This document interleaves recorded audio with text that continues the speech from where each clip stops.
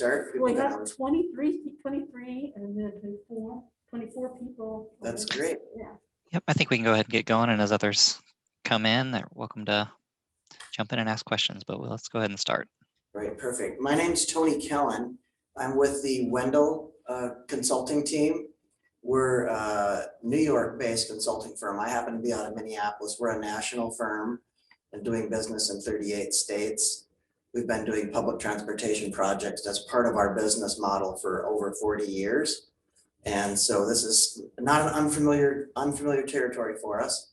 So the purpose of this week, we're doing a design exercise, and there's really two projects that were two distinct pieces to this project.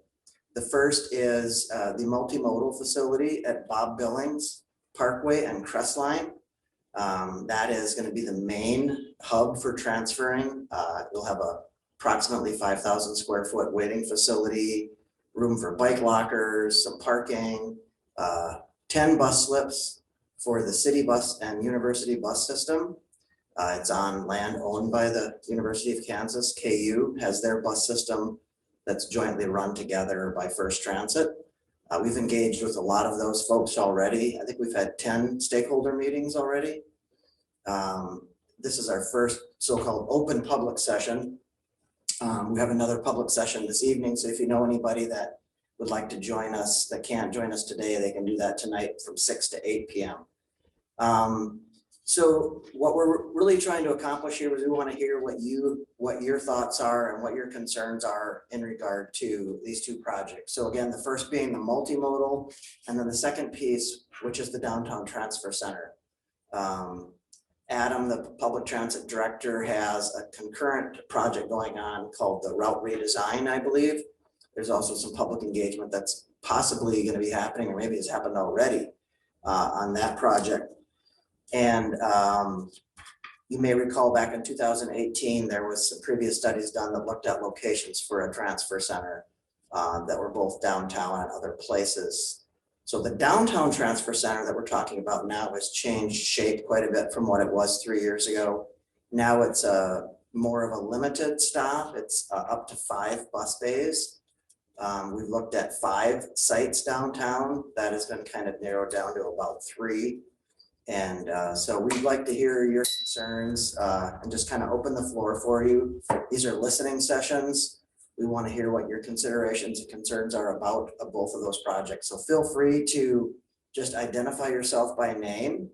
And if you are representing somebody or if you're just a private citizen, doesn't matter to us. We want to hear what you have to say. So feel free to jump in. I think we have a small enough group where, I don't know, Ann, do we need to raise a hand to have them unmuted, or how is that going to work? I think we should be fine. Yeah, right now we have like about 30 people. So I think, let's just try to give people a second to finish their conversation before you jump in, but let's do it. And if we get too crazy, we'll do we'll flag each other.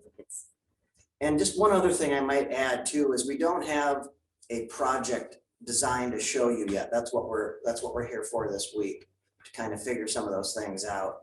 So at the stage that we're at now, we're just starting to get into layouts and designs. So today is really a listening session to hear what you, again, as I said, want to see and what concerns you might have in regards to either one of these facilities. We will be coming back in June with additional public meetings, 2 of them, I believe, where you'll get a chance to see the different options and recommendations for both of these projects. So with that, I'm going to be quiet unless somebody has a question for me. Barry has a question here. Okay, go ahead. Barry, you want to join in? Yeah. Yeah, it's really hard for me to be able to offer much in the way of comment or input without having a little bit more information. Like you said, that you're looking at 3 sites downtown. It would be helpful to know what those 3 locations are and sort of functionally what you're envisioning would happen there, so that we could give more focused input on what amenities might be useful or what design features you should be considering. But right now, I guess I don't feel like I have enough information to be able to make a meaningful comment. Okay, thanks, Barry. I appreciate that. I can maybe share some additional information. So we've identified 3 sites. They're city parking lots on Vermont Street in downtown. We've also identified 2 sites on New Hampshire. One of the sites is over by the farmer's market. The other is on the other end, I believe. Adam, you're going to have to help me with directions. I'm directionally challenged. On the south end of New Hampshire. North, actually, yep. North end of New Hampshire. Yeah. The 3 sites on Vermont are between 9th and 10th, 8th and 9th, and 7th and 8th. So I'll back up a little bit. So if we're looking at Vermont, between 8th and 9th, 9th and 10th, and 10th and 11th, Okay, the 3 lots looked at over there. On New Hampshire, between 7th and 8th, and 8th and 9th. Those are the city-owned parking lots we were looking at. okay. So in regard to, I'm sensing, Barry, that your downtown is the area you're referring to when you're wondering how it might lay out. We are favoring what's called Sawtooth Configuration. And really what that is the bus pulls in at right now, downtown, they pull up right against the curb. In a Sawtooth configuration, they pull into a bump out. They're in at a little bit of an angle, and we would try to put all 5 on one side of a plane, and those buses would independently pull in or pull out without affecting any of the other buses. So if you can envision 5 buses kind of slightly at diagonals, one right after the other, and with enough room where if bus number 3 pulls in, when 1 and 2 and 4 and 5 are already there, he can do that or she can do that. And you can also pull out regardless of whether there are other buses there. So it offers you the ability to always have a bus in the same spot. You're never going to have to wonder who's pulled in first, where's my bus. It's also going to offer some seating area. It's going to offer basic amenities like canopy covering so that you're out of the rain. We look at doing things like wind screening, landscaping, room for loading and unloading bicycles, room for bus information systems. All those kinds of amenities have been planned for the downtown location. No indoor facilities at the downtown location. The Bob Billings facility is going to have that same type of configuration, with the exception that you're going to now also have an interior waiting area, an area to potentially someday purchase tickets or get information, public restrooms that you can use in between transferring, that type of thing. Barry? Does that help at all, Yes, Barry? absolutely. Give you a little more information? Yes, thank you. Barry, are you a regular bus rider? I am not. Okay, I am a neighborhood association president, and we are mostly just here for information purposes, but as I listen, I may have more comments to make. right. So one thing I can say, it's really good that you're here at the meeting. We love that engagement from the neighborhood. When we envision these transfer centers, even at this scale, we try to build something that actually complements the natural environment and also complements the neighborhood. So we want these things to be attractive, excuse me. We're looking at, we have a light that shuts off every 7 minutes here to save energy. Sorry about that. We look at trying to build something that doesn't stick out as a sore thumb in the neighborhood, but actually blends in with the neighborhood. It has good amenities. It has good lighting. when we design, we have a lot of principles that we follow. You know, there's a theory in design called crime prevention through environmental design. It's called CPTED. And what it does is it looks at how can we design a facility where people feel safe in that natural environment. So you're not, you know, hidden by landscaping, so that you don't have somebody that's going to come around the corner 5 feet from you from where you're walking, where you have minimum sight lines like 30 feet is one of the criteria that's used, so that if you're walking down the street and you see somebody in front of you, or you're walking down the island of the bus island or the sidewalk in the city, and you decide that you don't want to cross paths with the person that you were seeing in front of you, you have options to take a different path.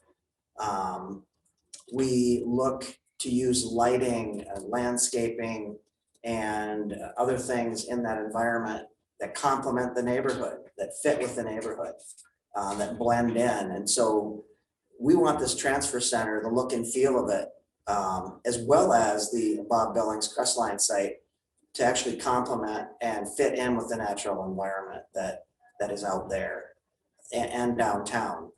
We look at adding things downtown when we do this, rather than just dumping people off on the sidewalk and letting them fend for themselves. We want to create a comfortable environment, a good passenger experience that is good not only for the passengers, but also for other people that are using the downtown business district and shopping. So when we look at the parking lots that we're using, we want the bus piece of it to actually complement that. And so the more things that we can do in our design and our layout to invite more people into that space, that creates more safety, more security, and more acceptance of the project in the neighborhood. So we're looking at adding green spaces, mini park space, and some of the concepts that we've already been developing, things like that. This is not going to be just a hard surface with a metal bus shelter that you know, where a bus pulls in and just drops people off. It's going to be much more than that. Mindy had a question. Mindy.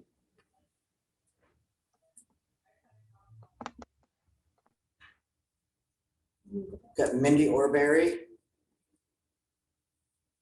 Yeah, I guess the other question that I would have is if you're looking at actually using existing parking lots, approximately how many parking spaces do you anticipate would be lost? Well, we have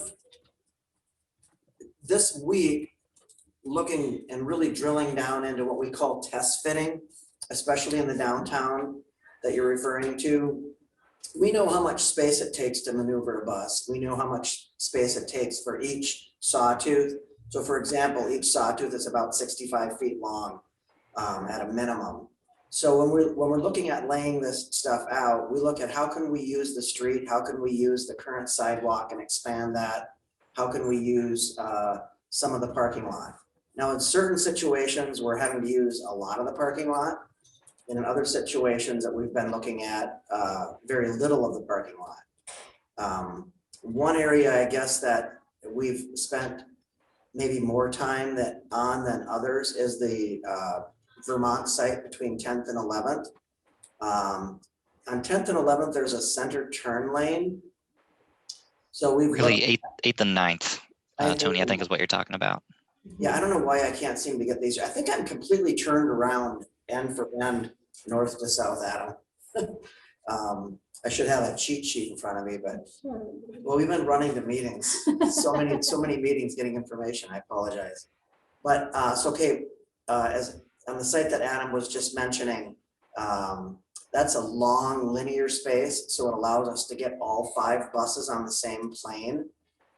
So in that situation there, which is, you know, rising to the top is one of our best options, and the one even that the city parking folks have thought has some very good possibilities. We could eliminate the center turn lane do bump outs on each end of that block in order to make pedestrian crossings safer. We eliminate the center turn lane and we use the parallel parking lane to park the buses, 5 of them in the Sawtooth configuration. And then on the opposite side of the street, rather than keeping the parallel parking, we use diagonal parking, which gains about 30% more parking spots on the other side of the street.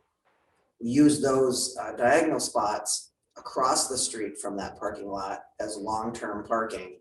So there's not a lot of movement in and out of them, but the net loss in parking is very less significant than if we don't do some of those other mitigations. And we take, there's been some discussion from the city and other folks about the difficulty of making the turns in and out of that lot onto Vermont.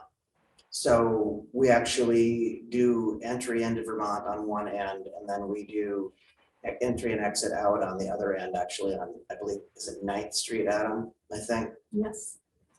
So that is rising to the top as one of our more favorable of the 3 downtown options with the least impact on parking. And I think it has some good features to it. We also are able to add some park space, so to speak, like a little mini park on the end of the block as well. That creates, we want to do, Barry, is we want to create a natural conduit from the bus, because there is no openings in between the old alleyway and the parking lot into the storefronts. We kind of create the natural walkway from the bus transfer center through the city sidewalk to that corner and then up 9th Street to Massachusetts. So it's a good overall approach that actually lends itself to being, intuitively the pathway to take to and from the business, the front door of the businesses. Mindy has a question here. Go ahead, say Mindy. Yeah, Mindy. Yeah. Sorry, I forgot to unmute last time. This is Mindy with KU. Can you hear me now? Yes. Okay. Yeah, I had one question, and this was probably in some of the information earlier, but I didn't know. Are these both being considered at the same time as complements to each other, or is there going to be one or the other facilities? Are you referring to the multimodal versus the downtown? Yes. Yeah, no, they're separate and distinct facilities, but very interrelated. So the majority of your transferring is going to happen at the multimodal, but there's also going to be some very important connections that will be looked at in the route redesign. And Adam can add to that if you'd like, but right now you have 8 routes transferring downtown. This reduces it to 5 in the downtown, 3 to 5 really. I think that answers the question. So they are. Yeah, I had a couple more questions. Yep, keep going. Another one was, is there consideration of how we could possibly incorporate a spot or a way to get the Greyhound bus in here? It would be, I think thinking on behalf of international students and the fact that, we have students taking the Greyhound bus as well as the train. Many of them don't have cars. It would be really great to try to incorporate, those two somehow in this design. Right now the Greyhound bus is at 7th at the library, 7th in Vermont, so it's not far, but just thinking about that, at least including signage if it can't be moved. And then just, like I brought this up during the stakeholder meeting, but it's very important. I think there's a lot of international students on campus that do not have cars. My office in particular works with groups of international students that are here only from 3 to 8 weeks. And, it's impossible for them to have cars. A lot of times they don't have the context of friends, American friends who do have cars. And so thinking about the redesign is making sure that those routes that go through campus in high student population areas, the students can get to the areas they need, especially like the 31st in Iowa and downtown, in as short a time as possible without, transferring isn't necessarily an issue, but, going out to the multimodal facility takes up extra time as opposed to the Route 11 now that goes straight from downtown to 31st and Iowa, just going through campus. It's already a long route, and adding, another 15 minutes makes it horribly long for students that don't have cars. So I want to make sure I keep bringing that up because I think it's very important. Yeah, for we that have, constituency. yeah, we had Greyhound, 2 individuals from that organization in one of our stakeholder meetings. My background, I ran a transit system for 30 years before I joined Wendell 8 years ago. And from 1992 until 2013, when I left, we were a Greyhound ticketing agency and package agency in our intermodal in St. Cloud, Minnesota. So I'm very familiar with Greyhound. So there's a couple different things that I think I want to just mention about that. And thanks for bringing it up. The first would be that there's definitely 2 intercity slots at the new multimodal by campus on Bob Billings. I don't know what's going to happen with the route redesign, but I think there's going to be a natural shuttle service that's probably going to develop between the campus and the multimodal that circulates back and forth. I don't pretend to know anything about the route redesign study at this point, to be very honest, but I sense that that could be something that would be continually running from there. In regard to whether or not Greyhound does or does not keep their downtown pickup spot, in some cities I've seen where they have had a pickup location where they swing through. In other situations, I've seen where their schedule doesn't allow it and they have to just pick one or the other. In this case, I think they would probably pick the Bob Billings Crestline site because it's going to be more modern. I'm saying more modern, but it's going to have more space, potentially inside waiting area for people with luggage and so forth. And then Adam may explore some other possibilities. I don't want to put words in his mouth, but there was some discussion in the previous meeting about how Greyhound services might be enhanced at the multimodal with automated ticketing and things like that. So I think we're very engaged, and Adam especially is very engaged with Greyhound. And so I think that is definitely something that has not been forgotten. There's another intercity connector too. Is that KC Connect, or what is that called, Adam? Yes. Yeah, so we anticipate we are planning on and working with the K10 connector and Ride KC. Likely that the K10 connector would come to the new multimodal facility at Bob Billings and Crestline. Right. That'll be pretty close to their current routing and probably a natural, easy fit for them to go there. And it is sounding like Greyhound would be interested in moving to that area as well. Just a straight shot down Iowa Street off the highway for them. As Tony mentioned, facility project that we're all in meeting for right now is concurrent with route redesign study happening this year. Each of these kind of informs the other. So a lot of that route redesign work is still to come to ensure we don't lose what's convenient about our current system, but try to make it better. I do think there's a very high probability that there's good connecting service between multimodal facility at Bob Billings, campus, and downtown. I think that's going to be a natural connection, that there's quite a bit of service there. So if there's still a need for people coming in on the Greyhound to get to the downtown area, I think there should be plenty of routing opportunities for that. And Adam, this is a quiz at KU, and I just kind of want to go back to Mindy's statement about the international students. You're right, Mindy. In the scheme of things, with the way a current route runs that may go directly to an apartment complex that serves primarily students, you might think that makes no sense then going to the transfer facility to then go to campus. And so I don't know that all of our routes are going to go right through the transfer facility. It's kind of like what Adam just said. We got to look at some of those and what's the best thing to keep in place for certain folks and what's the best thing to have go through the transfer facility. So definitely great points though about international students. And we want to make the shortest routes as possible. And if that means keeping a couple of them the exact same, because that benefits the students getting straight to campus, you know, we're definitely going to try to keep that in place. So we'll look at that in the route redesign though. Hey, Quiz, this Thank is you. Tony.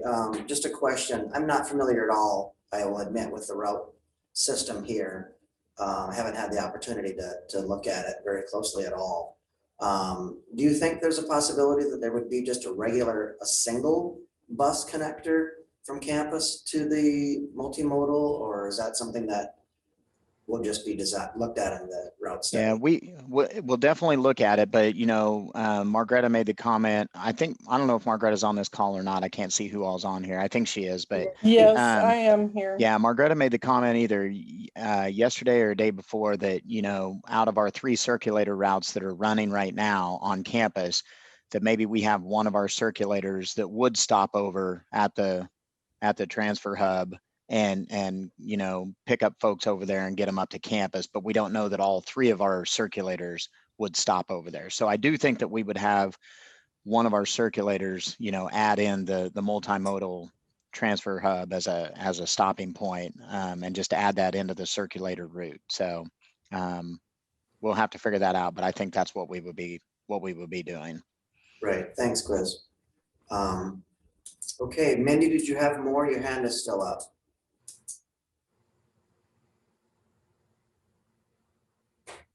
You took her hand down. All right, she took her hand down.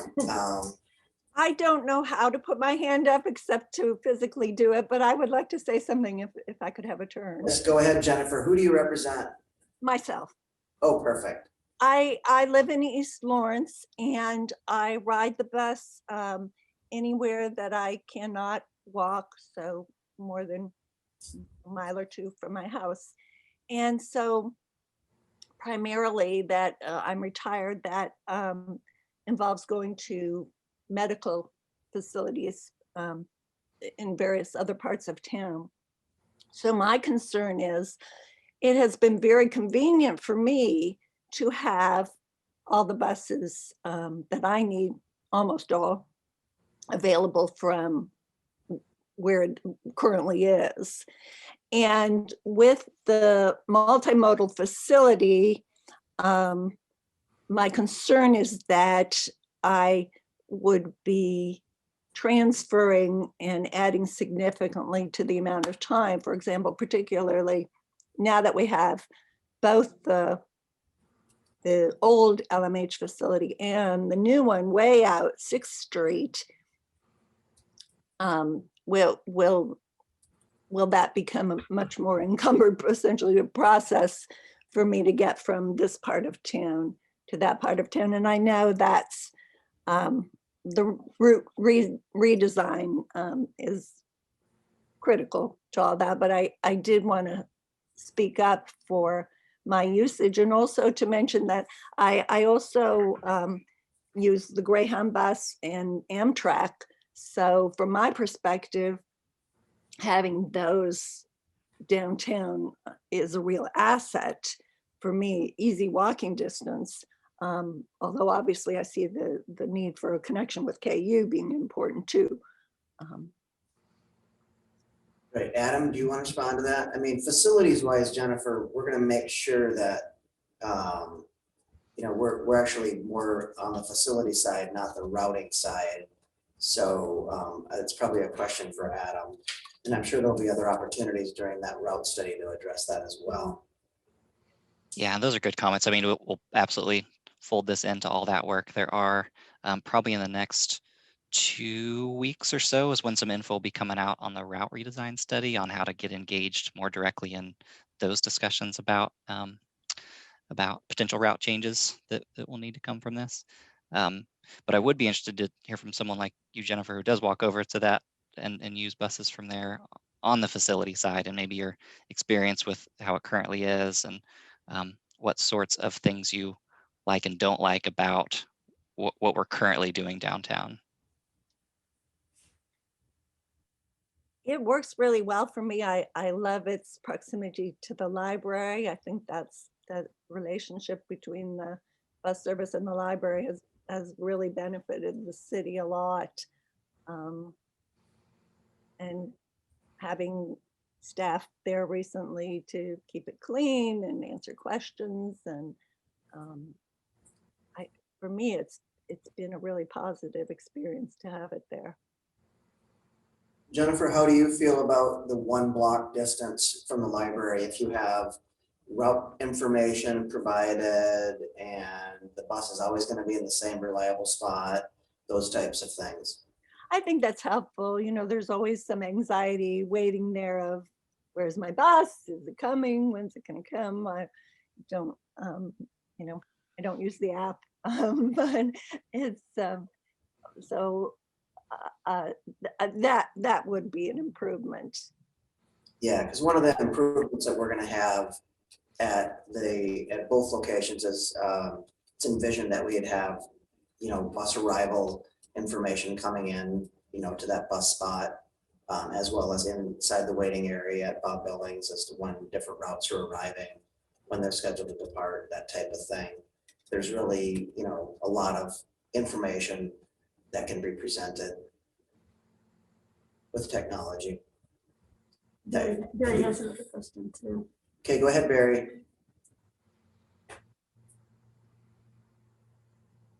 Yeah, as I listen, more thoughts come to mind, and I really appreciate Jennifer's comments. It seems to me like maybe Vermont Street might be a better location than New Hampshire. I say this being on the other side of downtown, so it would actually maybe be a little bit less convenient for some of our residents.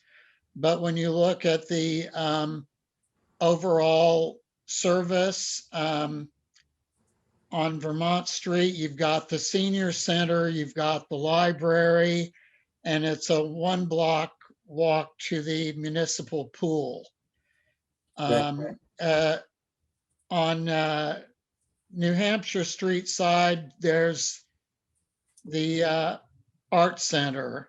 But I think overall, probably more of the public uses that would be major destinations for people would be on Vermont Street. So that's something perhaps to consider. The other thing, and the reason for my question about parking spaces, and I think this is true, any place that you choose. I'm not a fan of this being such a automobile-centric culture, but it is. And people are going to drive, and the cars need to go someplace. And if they are not in the parking lot, they are going to be on neighborhood streets. And the more development we've seen on New Hampshire Street, the more people we have seen parking on Rhode Island Street. And I'm sure that the more that might happen on Vermont Street, the more we'll see people parking on neighborhood streets in Old West Lawrence. And so from a neighborhood perspective, I think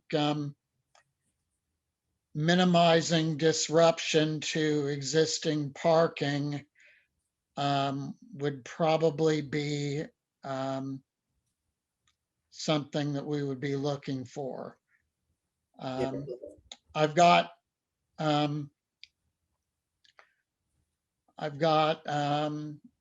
in my house, I've got a couple of middle school students who I'm looking forward to teaching how to use the bus system once, you know, the pandemic is in a condition where more things are open and I'm more comfortable with them going out in public spaces. So although I'm not a regular user of the system myself, there is a personal interest in this as well as the neighborhood interest. Thanks. Thanks, Barry.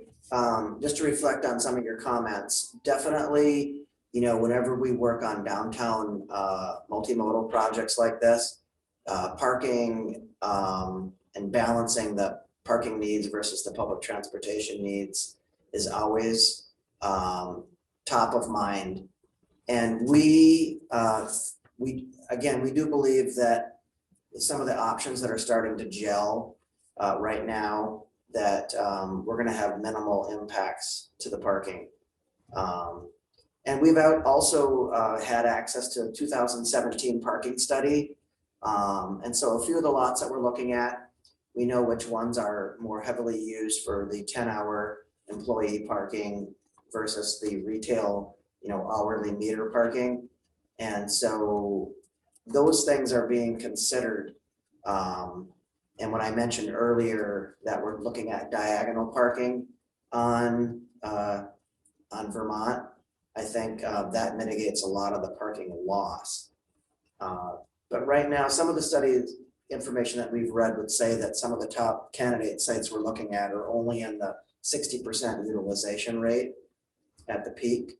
So obviously there are those crunch times when that's not the case. You can't capture, you can't capture, 24/7, 365 in a parking study. So you have to rely on sampling, but we feel like we can make the least amount of impact. And we're going to be working closely with the city and the downtown business representation to make sure that everybody is happy or satisfied, maybe is a better word, with the solution going forward. We really are optimistic that we're going to have a good consensus buy-in from everybody by the time we get to the end of this process, where everybody's going to feel good about the solution. Okay, I'm sorry to interrupt, but I don't have video, so I can't just raise my hand. David. Is he done? Yes, go ahead, David. Okay, about these Sawtooth configurations, is the bus going to have to back out of those places? And if so, how safe is that? No, Sawtooth configurations don't generally do backing at all. Okay, good. Yeah, so independent in, independent out of every single slot, completely independent of any other bus. So you can pull in or pull out, even if you had 5 slots and 1, 2, 4, and 5 are filled. Number 3 could pull in and pull right back out and not affect any of the other 4. No backing. In our business, backing is never encouraged. Okay. Good observation, though. Thank you.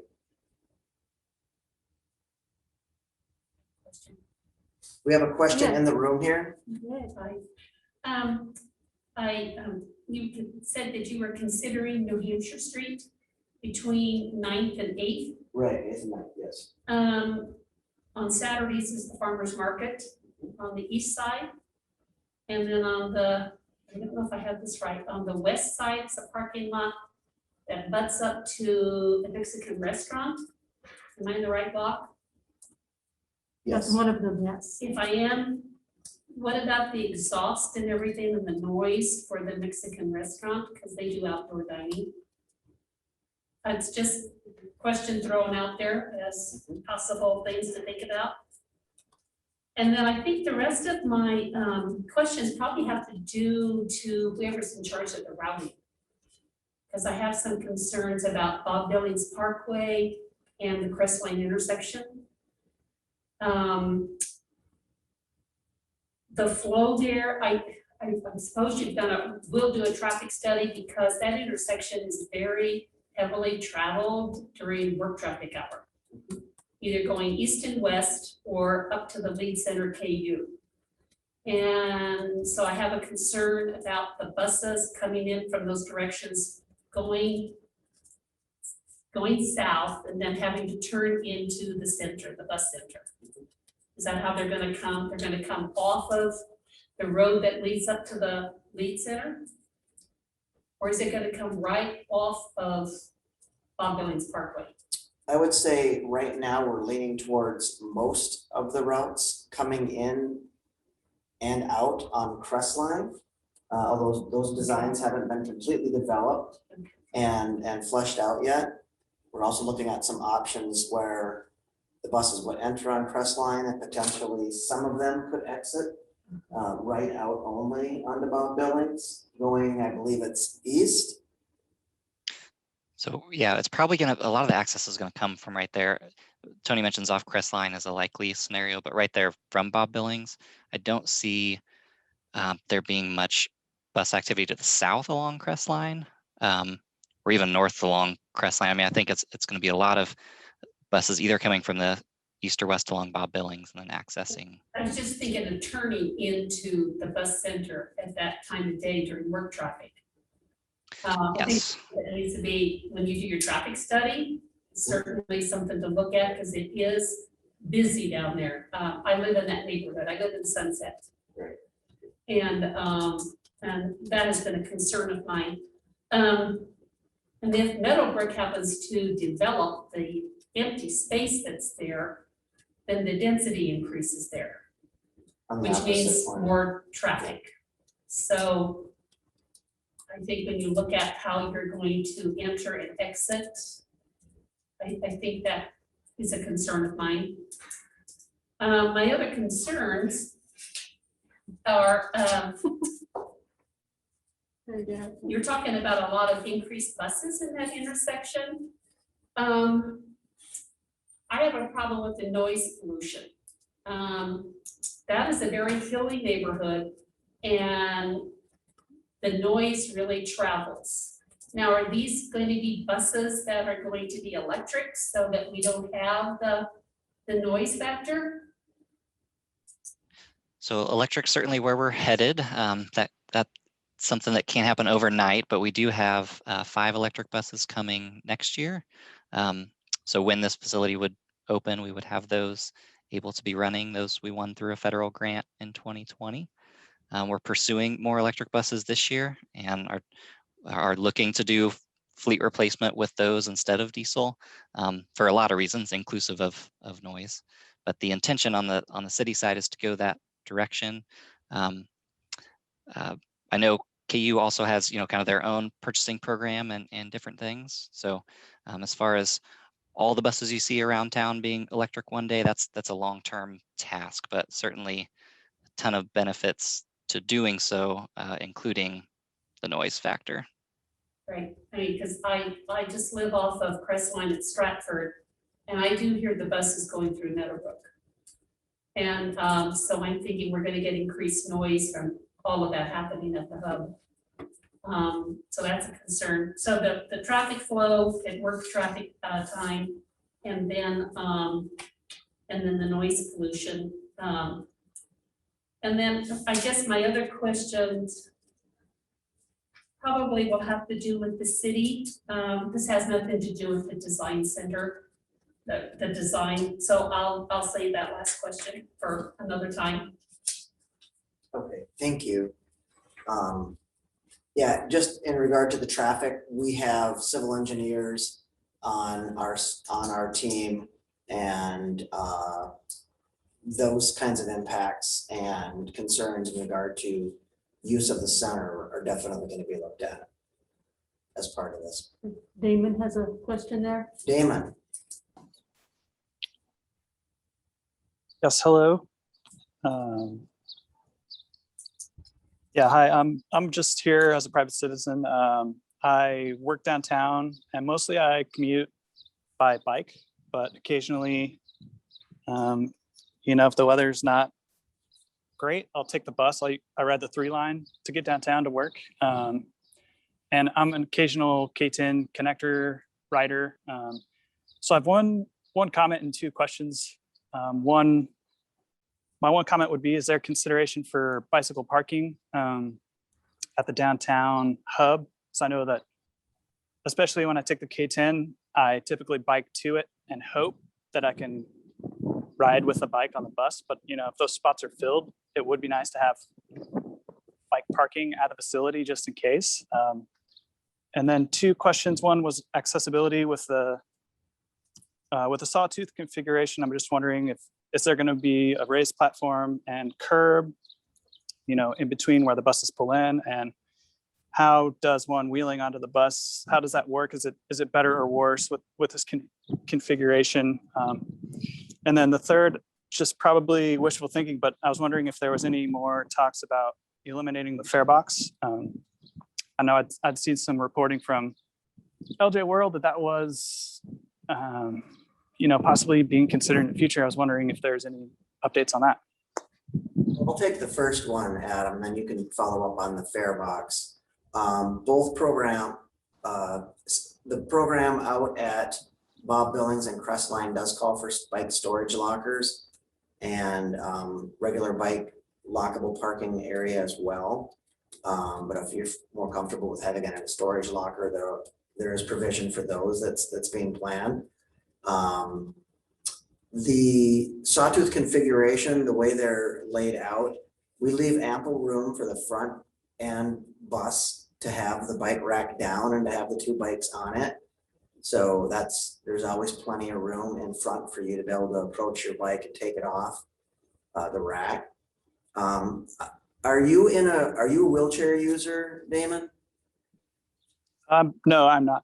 Okay, I guess I was reading into your comments then. But as far as accessibility on the Sawtooth, yes, it's a raised platform.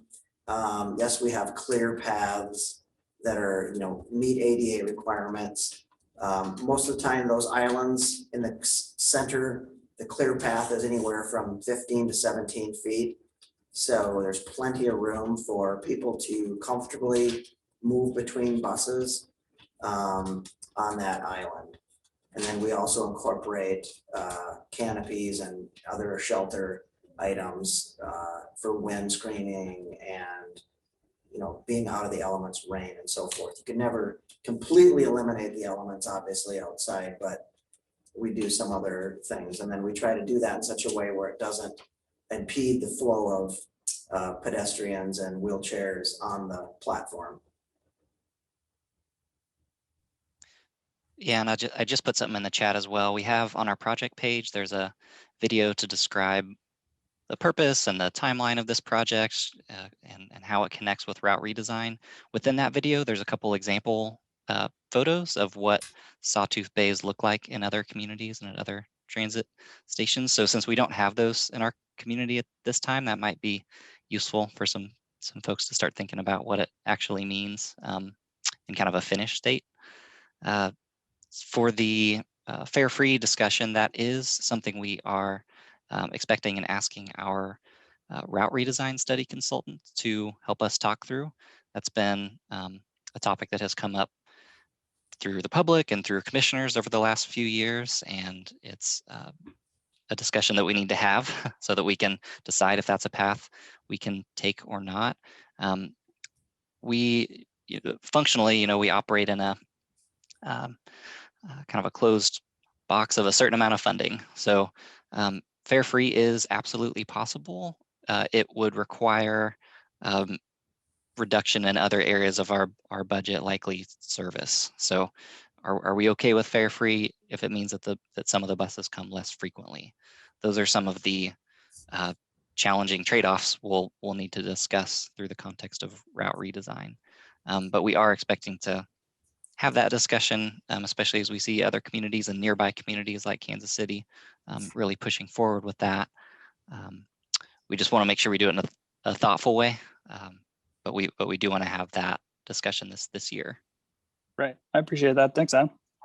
And Adam and Damon, I just kind of wanted to piggyback off of the question about the budget a little bit, just so you guys all know that the student-run bus system on the KU side, KU on Wheels, is almost entirely funded by student fees.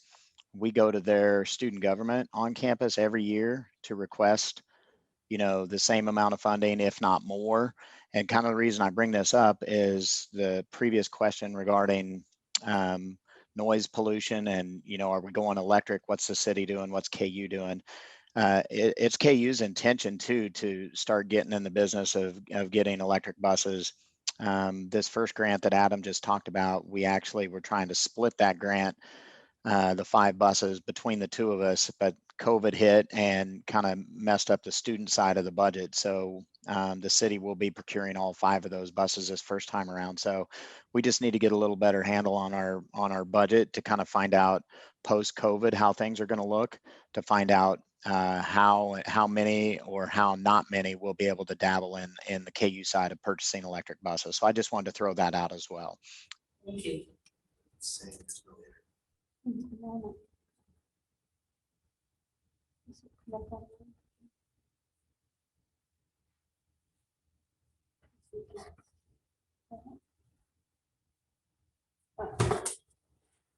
On that last box you guys just typed up, there is a parking contribution to that too. So while it's primarily student fees, the parking department at KU also puts in a portion of funding to fund the bus system on campus. So you might want to add and parking on there too, or add KU parking. Okay, thanks. Is that right? Yeah, that's correct.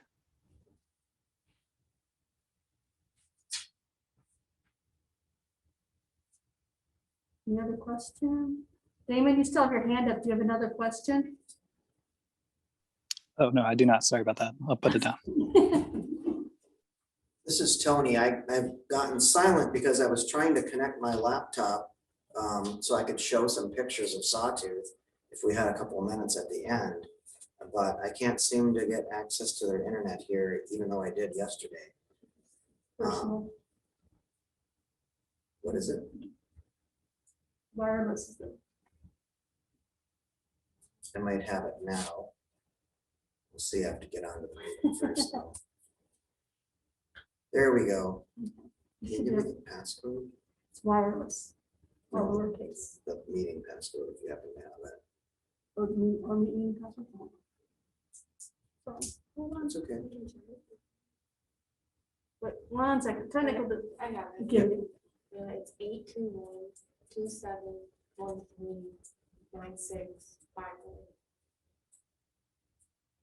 It sounds like an awful long passcode. The passcode. Oh, the password, you don't even need the password. 1698.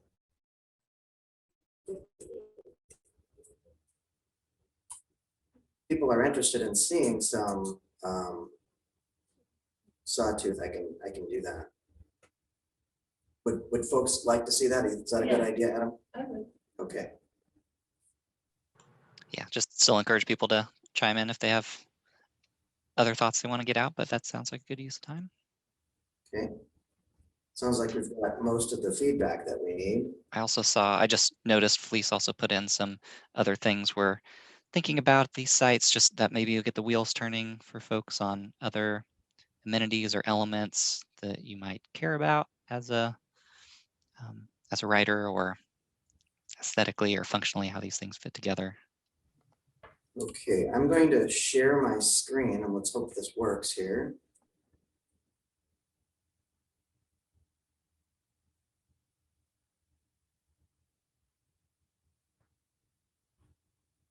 Okay, so this is the Kemper Street. It's a 5,000 square foot. Whoops, let's go down a little bit there. My apologies, I gotta get that back to. Shouldn't have clicked on that, should I? Let's try that again. All right, so this is a 5,000 square foot intermodal that Adam has seen quite a few pictures of. This is the waiting facility. And this is a Sawtooth configuration. So if I can get this to be just a little bit bigger without it being too large. Can you folks see that very well? There we go. That's a little better. One more. All right, so you can see, oh my gosh. I like using my mouse a lot better, but let's just stay on this photo here. So you can see this is a Sawtooth where the buses can circle all the way around. And so you can see there's 3 on this one side. And so the buses could come in and out. There's covered canopy, there's natural light that can come in. So that just gives you an idea of what a sawtooth configuration looks like. In this particular design, if you look on the left side of the drawing, you can see that this was built into a hillside, and there's a very large retaining wall behind it as well. Then there's an Amtrak station right next to it. Let me just share a few more pictures, maybe that get a little closer. Here's another view, a nighttime view with the canopy well lit. There's 10 slips. You're looking at the end of slip number 10. In this particular design, there's some seating areas that are actually function as seating and landscaping. You can see that fixture on the end.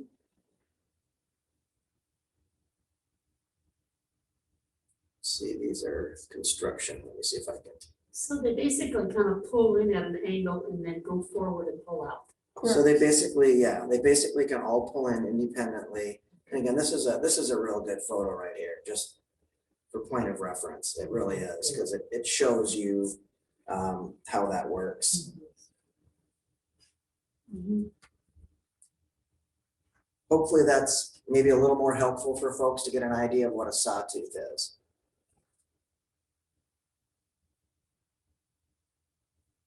I have one other concern, Sure. now that I saw that. Okay. What about light pollution? You say these are really lit up. Well, the key to lighting, and we have architectural design experts in our organization. The key is to light the area that you want to light, not the whole world. I'm sure you've seen the parking lots of the car dealerships that are lighting up the whole city. There's ways that we can do directional lighting so that you're lighting up the area that needs to be lit. So we definitely are very cognizant of that. And not bright lights, but maybe golden lights. There's a lot of different hues with hues and candle, ratings for different LED lighting, and we have in our architecture group, we have 95 architects. So we've got a lot of experience with projects, indoor and outdoor lighting. So we'll be very cognizant of that. Okay. Albert, you had a comment? I see a hand up. It's not Albert, but this is Frida Gip. There's an Albert in that household though, right? Yes, there is, but he's in the other room. So it's probably a question for both of you, but trying to read through those studies and stuff that you have on your site, it doesn't say, or maybe I didn't read it carefully enough, about like the current structures that are out there now. Are those going to be all taken down, reassigned? I am representing Haskell Nations University, and I know we have a small structure there. So are those, is it going to be moved, or is it going to be, is that part of the, and I also want to convey my appreciation to the person that talked about Greyhound. We have a lot of our students who come in on Greyhound and Amtrak, and I think having something that would offer our students that ability to take the bus directly or transfer a couple of times, because that's usually what we have to do, directly to the university would be helpful. As of now, it's kind of hit or miss because we don't have taxi service, and unless we know a student's coming in, we're not able to get down there and pick them up. So those are just a couple of my questions that I had. I guess I want to clarify, Frida, when you mentioned the couple of structures on Haskell, do you mean the bus shelters for the stops that serve Haskell? Yeah, I think there's just one. There's just one there. Yep. So yes, all of our bus stop amenities kind of out along routes and different things. There's no intention to remove those because we're putting in kind of these main transfer areas. These are to enhance kind of the major transfer points where we have a bunch of different routes coming together.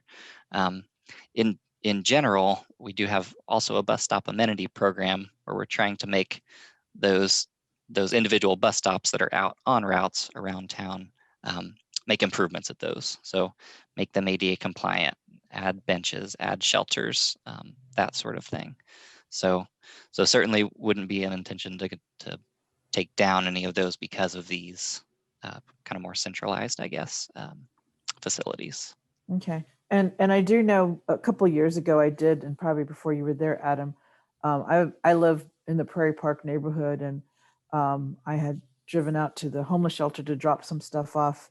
And I had asked then if there was going to be a shelter put out there, and I was told no, because they were going to do, and then yet you have people have to stand out there. And so I just feel like, you see all these little homemade bus things, and I was hoping that at some point that would shame the city of Lawrence into doing something good, but it hasn't. So I'm just sharing with you that Yeah. I hope and also for Haskell students, well, they haven't been on this call. Most of the students that were on the initial planning committee, for whatever reason, weren't able to attend, but I know we are very invested in maintaining that stop that we have. While we don't provide any funding for the bus services, I think in the future, that's always something that has been talked about, maybe not through the student fees, but do other means to maintain that access for our students, because we do have students who live off campus, but also take classes at the University of Kansas. And those students who take those classes, then through whatever means are able to ride, because now they would have an ID from KU. So we want to make sure that it's equitable across the board for our students as well. Yeah, absolutely. Yeah, I do want to circle back. We are happy to say there is, we got last fall a shelter installed out at near the community shelter at their bus stop out there. It was part of 7 bus stops that were improved through a round of improvements. And we are looking at 20 additional sites. Hopefully by this summer. We're working through kind of our last piece of design before we get those bid out for construction work. So we are trying to address some of those issues you and others in the community have certainly noticed. Part of the balance of that is with our impending route redesign. We just have to be thoughtful about where we're putting infrastructure in the ground. So the ones we move forward on, we feel pretty confident will remain in the context of route redesign. But certainly, once these new facilities would open and route redesign would go into effect in 2022, we'll have a lot clearer vision of, a lot more willingness to definitely put out bus stop improvements at different places, because we'll be more confident that they'll exist long term. But that's not stopping us, like I said, from trying to do some improvements now at stops where almost certain will still be there in the context of route redesign. Yeah, Frida, one thing I wanted to add into, this is Quiz at KU. Several years ago, and I'm talking several, I don't even want to put a number on it. I'll just say late 90s, early 2000s. KU on Wheels, actually from the KU campus, we entertained a program from Haskell, and we let Haskell students ride the bus system at no cost. And over the years, I'm not sure how or why, but over the years, that just kind of went away. And so Adam and I, we've actually talked about this 2 or 3 times over the last year, probably. And, one thing that I don't want to say is prohibiting us from doing it now is that we're collectively, the city's probably real close and making a decision on what's going to be happening with fare free or not fare free. So that could be right around the corner. That could be just a little bit out. We're not quite sure. And I brought this up at our transit commission a couple of times, just with our internal groups. And if we offer the free ridership component to a particular subset of folks in the community, then somebody else hears about it and now they want it. And then somebody else hears about it and now they want it, which leads us to are we going fare free, at some point anyhow. So I just want to tell you, we've been talking about this pretty recently. And I don't know if we'll have any movement on a decision like that in the near term, but I'm going to just tell you, if you be patient a little bit, it might be right around the corner somehow in some way, shape, or fashion. But I'll leave my email in the chat room in case you want to give me a holler, and we can move forward on discussions on that. All right, I appreciate that. And I'm representing Tanya Salvini, Vice President, University Services for Haskell. But I also know that fare-free initiative would be really, to me, a great plus for East Lawrence. I always have a heart for East Lawrence. Well, I live in Prairie Park, but I, lived when I first moved here into East Lawrence, and I feel like sometimes East Lawrence gets overlooked.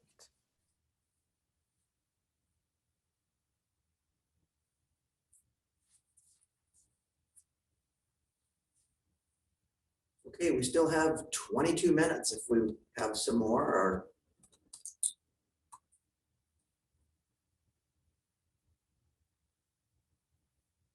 I think we're willing to stay on the call if we have more input. Oh, Barry has a call. Yeah, go ahead, Barry's Barry. present.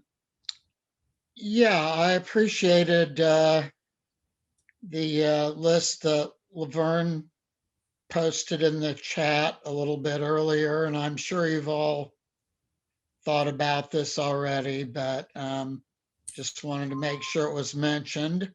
And that is Wi-Fi. That would be a really great amenity to have available, particularly if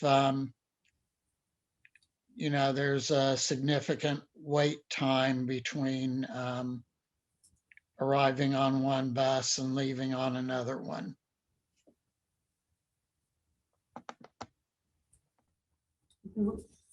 We're in the dark again And here. maybe lights would be good too.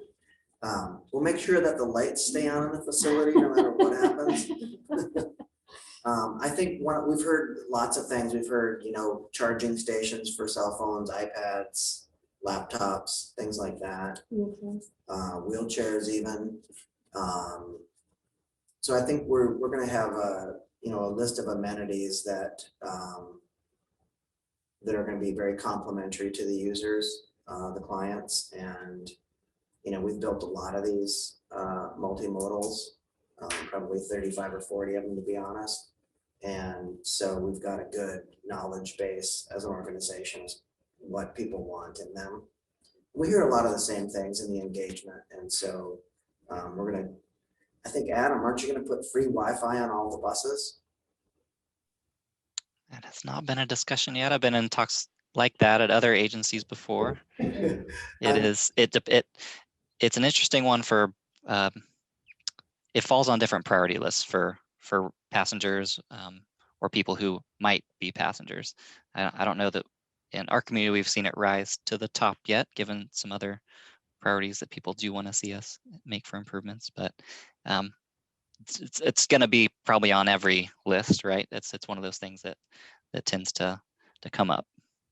I was only kidding, but I probably shouldn't have said that because now I planted a seed. It's pretty common for us to see Wi-Fi in transit centers.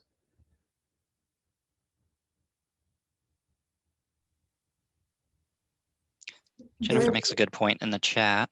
I will say in our discussion with Greyhound that did come up. We talked about, and talking with Brad Allen, the library director, on how people use the library in Greyhound and in some cases need to print tickets or find places to purchase tickets with cash. So there's some of those logistics that we're still, that we'll need to talk through with Greyhound on functionally how that works for us. Part of the other, maybe still a moving part is just making sure we understand what our staffing might look like at the facility at Bob Billings and Crestline. Customer service person, for example, that would be able to help with something like that versus a kiosk type machine where you wouldn't need a person, but someone could get things done, with technology. So some of those type of details are up in the air, but that's a great comment that's a functional thing that people using Greyhound would be interested in. There's also a very, very robust set of developments that are happening in the mobile ticketing world that are creating more and more flexibility. And one of those Greyhound actually mentioned yesterday, and that is that if you have a government issued ID, the best example would be a Medicare card or a driver's license, that you can purchase your ticket online at the library, and your form of identification for the driver would be, for the Greyhound driver as an example, would be that ID, that government issued ID or Medicare card. And then when you board the bus, the driver has an iPad or a mobile device that he uses where he looks you up, matches your ID to that, and you don't actually need a paper ticket. So lots of changes that are happening in that can remove some of those barriers as well. That physical need to have that paper, that is.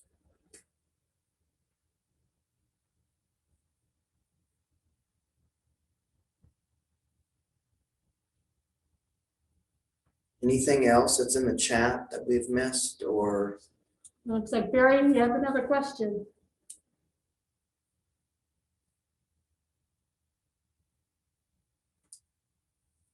Barry may just have his hand up.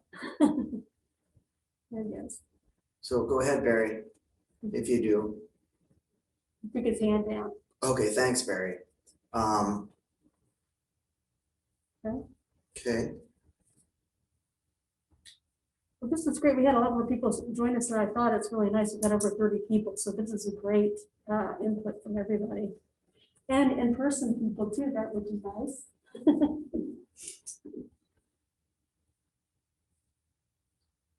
So Adam, if our comment is, if we don't have any more comments, how is your feeling on closing this out, or do you want us to stay open? Would you prefer us to stay open for the next 15 more minutes? I think it's probably smart to stay open just to be available, but for the sake of this group, would it make sense to just talk a little bit about next steps? I mean, I know our early question about can we see something? Is there a drawing yet? I think that's always a lot easier for people to react to. So maybe discussion about when that's coming and what that looks like in the next couple of months. I think what we know is that we presented some information this morning, just some very cursory, this is really how big is big and how does it fit with what we call test fits. And that's, we know spatially what we need for each bus and for center islands, for, movement inside the complex, so to speak, out at Bob Billings. We don't have floor plans revised, we have got to the point where we know how big the facility we think should be for Bob Billings. We have a benchmark of 5 buses for downtown, and we have a good idea of what amenities we need downtown. So we know what those footprints look like. So we're just starting to, I guess for lack of a better term, in a 2D format, see how that overlays on the land, on that, spatially from the, drawings that we have that are to scale. By tomorrow, we hope to have some more information to show the city and the university. That's really not ready for public consumption yet. We need to give them the opportunity to give feedback on our ideas. But by June, when we come back, we're going to have some pretty refined layouts and building not diagrams, but building floor plans and site plans that the community can react to. And then I think, Adam, the plan would be after that, once we have a layout and we have kind of a basic site plan in place, then we start going into the next design phases. Some of those design phases are critical because they're going to, be doing things like soil borings and things like that to make sure we know what we're dealing with in the land. We can't just necessarily say we're going to build something and then not know what's underneath it, not know what those impacts are. But we're going to know basic layouts, some basic site plan information, and have estimated costs based on standards and data that we've collected from the building industry that has also been impacted by COVID as well. So all of that is going to be going to Adam over the next month and a half. And then again, as I said, we hope to come back in June to do public meetings. We'll meet with our primary stakeholders, the city and the university, before we do that, to make sure that they're in agreement with what we want to show the public because they are the final decision makers. And then we'll do that public engagement and get the reaction to the actual final plans options. We're doing 3 options for Bob Billings. We're going to have, as a group, we're going to be recommending what we think is the best. That's kind of the way the consensus process works. But we want to show you the different options that we've looked at, and then we'll tell you how we weighed the pros and cons of those to get to that process. So that's kind of the process going forward. Unfortunately, we can't come here and in 4 days show you a design. It's not, the real world moves pretty quickly, but not that quickly. So appreciate your patience, but we thought it was important. And this was really Adam's idea, not ours. A lot of times we don't do the public meetings this early on, but I'm glad that we did. It was a good call on Adam's part to engage with the general public to get the feedback on the front end rather than coming to you and say, look what we've decided for you.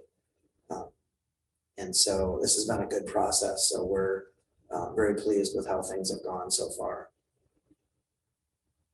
And we're hoping Adam is pleased too, and the university. Yeah, things are going well. Yeah, I just want to give the folks on this call a little confidence that the next time you see something, it won't be the final thing, and there will be opportunity for adjustment. And that this is a tricky time for public engagement because we don't have much to show you, but that also makes it really important, right? As for us to understand before pen is really hitting paper in an earnest way, that we understand what you care about and what you would like to see and not like to see. So I think we've heard some of that today and at all the meetings we've already done this week, and hopefully we'll hear more at tonight's meeting as well. Yeah, and so just to piggyback on what Adam is saying, that's exactly right. We're not doing something that's set in stone. We're going to have recommendations, but we won't have officially started the detailed design, schematic design process until we have done that public engagement the second time around and have gotten consensus with the city, the university, and done that after we've got the public engagement piece settled. And then once we decide on a final plan for both locations, then we get into that more detailed design, floor plans, layouts, soil investigations, all of those things that are required to actually design the project and bid it and build it. Anybody have any questions on any of that?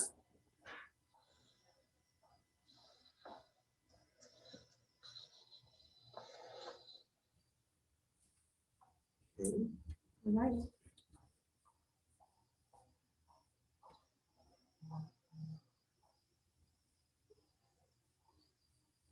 Right, so you're free to stay, you're free to go. We're gonna just leave this session open for the next 10 minutes. If you want to share in the chat box or if you need to leave, that's fine too.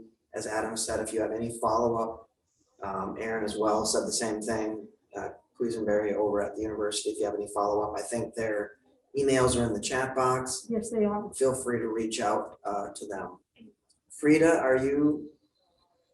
No, are you needing to make a comment, Frida? Oh, good, okay.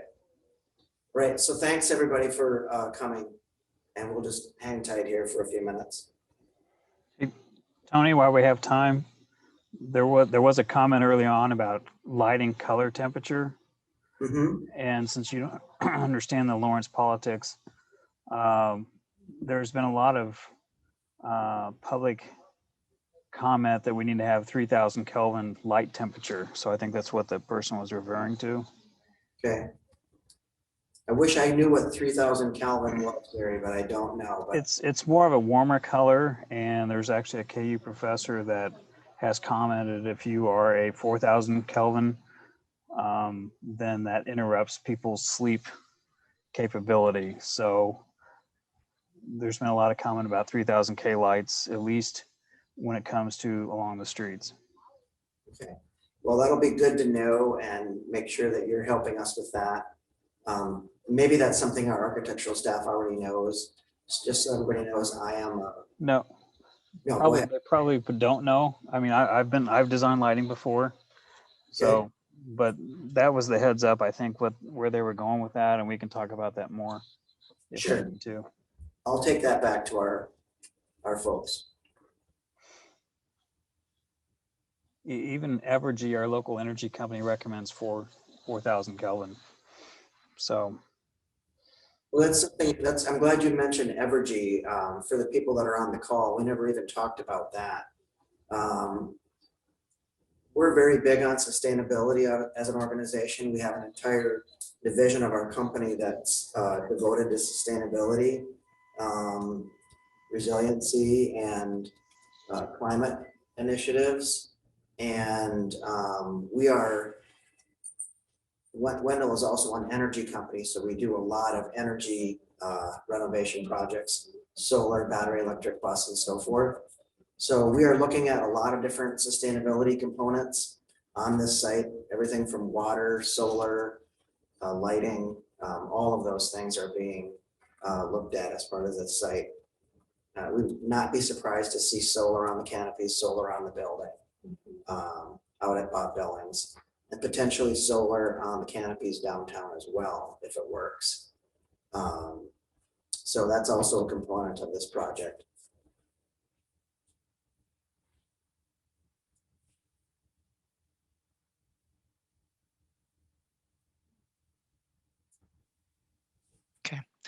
I think, we've had some people drop off. It's probably unlikely someone's joining with 6 minutes left to go.